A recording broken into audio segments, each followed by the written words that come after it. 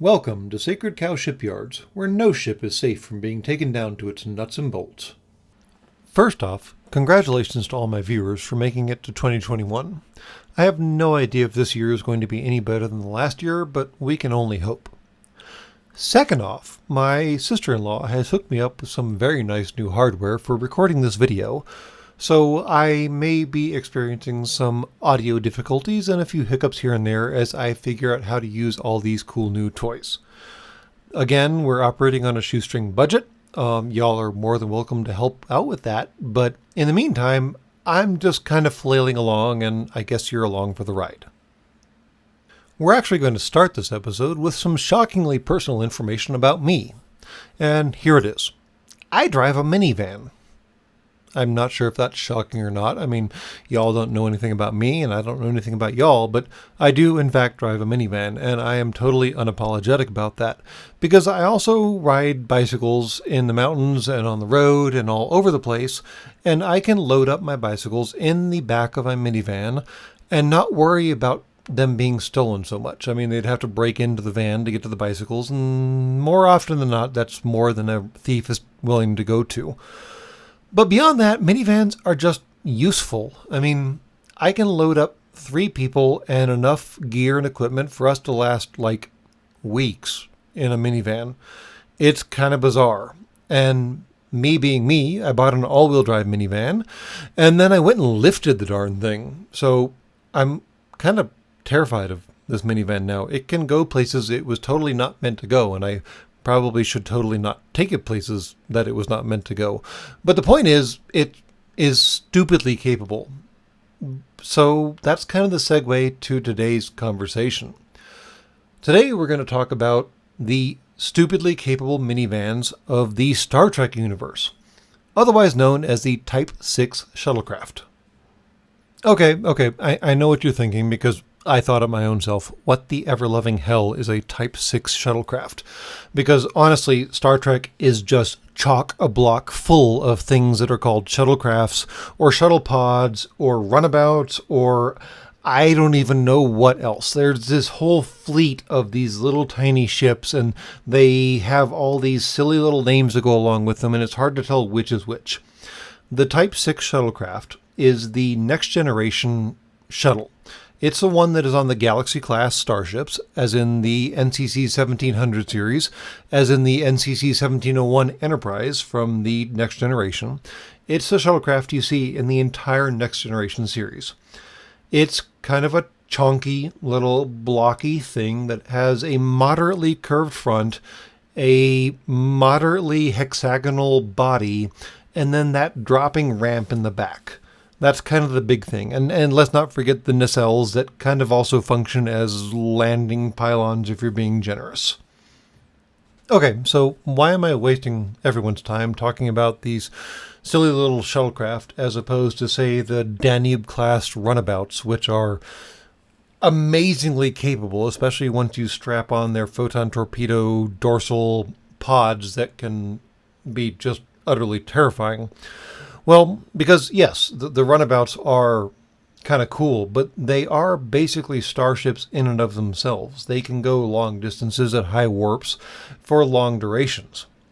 The shuttlecraft, especially the Type 6 shuttlecraft specifically, is meant for workhorse type stuff, where you can't go far, or if you do plan on going far, it's going to be at a moderate rate of speed. And it's just kind of the pedestrian level functional vehicle of the Star Trek universe. I mean, like we've talked about before, Star Trek is one of those universes where the line between technology and magic is a little vague and more often than not just completely violated.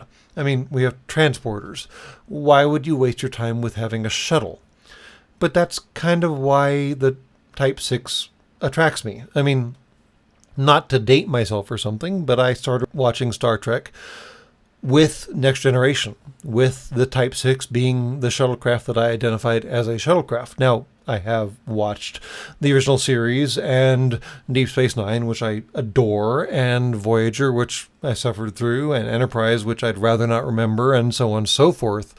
But when you go right down to it, the Type 6 is what I think of as being the short-range, short-duration workhorse vehicle of the Federation. And there's a couple different reasons for that. First off, these things weren't particularly flashy. I mean, they had a top speed of somewhere around warp 1.25, which is approximately equivalent to 1.5 times the speed of light, depending on which definition of warp you're abiding by, because Star Trek was never terribly specific or consistent about that particular detail. But let's just say they were slow. They were the actual workhorses, and they were just plain slow. And even beyond the slowness factor, they, like I said, they weren't flashy.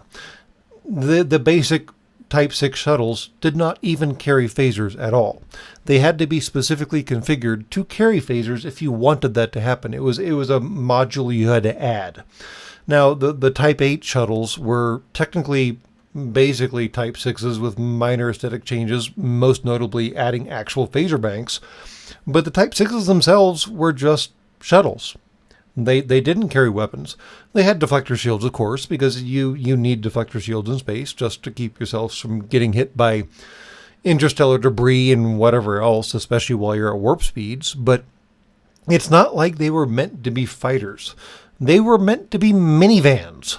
I mean, look at this derpy little thing. It's got the 2 pilot seats up front, and then bench seats along the fuselage, and then a ramp at the back. I mean, we live in a universe in Star Trek where gravity is kind of a thing that we keep around because it keeps human bodies happy.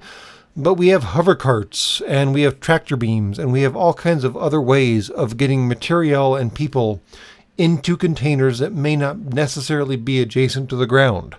But oh no, we've got a ramp. Because, I mean, when you get right down to it, if you want to get an object from a surface to a slightly higher surface, you want to know the easiest way to do that?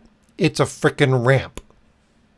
Now, I mean, the funny thing is that ramp, that utilitarian little thing on the back of the Type 6 shuttle, is actually also its weakest point, because the Type 6 doesn't actually have a transporter on board it. I mean, it can be configured with a transporter, but the base model doesn't have one. So if you can't actually find a hangar bay that you can land the shuttle in, I don't know how you're supposed to dock with another vessel. I mean, the ramp goes down and sticks out as long as it is tall, which is about 7-ish feet. So even if you can find an airlock to back up against, you've still got a 7-foot gap of vacuum that you've got to get across before you can get to the airlock proper and open the door and get in the airlock and pressurize. This is basically where Star Trek just relies on magic again and assumes that there is always a hangar available.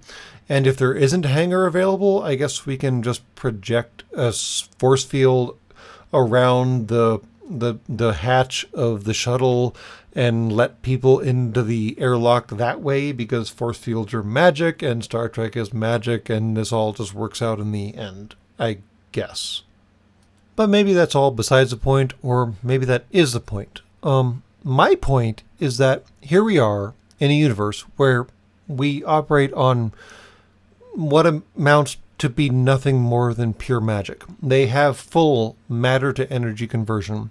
They have replicators. They have transporters. They have faster than light travel on the scale that we can't even dream of right now. But even Star Trek, in all of its infinite technological magic, understands that people have to get around somehow over distances that transporters maybe can't actually handle. And they made a minivan that has space for people to get around and do stuff and get on with their normal lives. And honestly, it's not a bad looking minivan. And honestly, it seems to be a perfectly functional, capable minivan.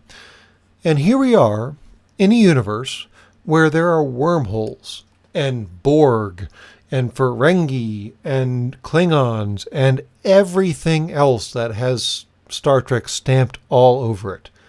And yet, Star Trek still finds a spot for a glorified workhorse minivan. I honestly have to appreciate that because, like I said, as a minivan driver myself, they are just functional. And that's all from Sacred Cow Shipyards.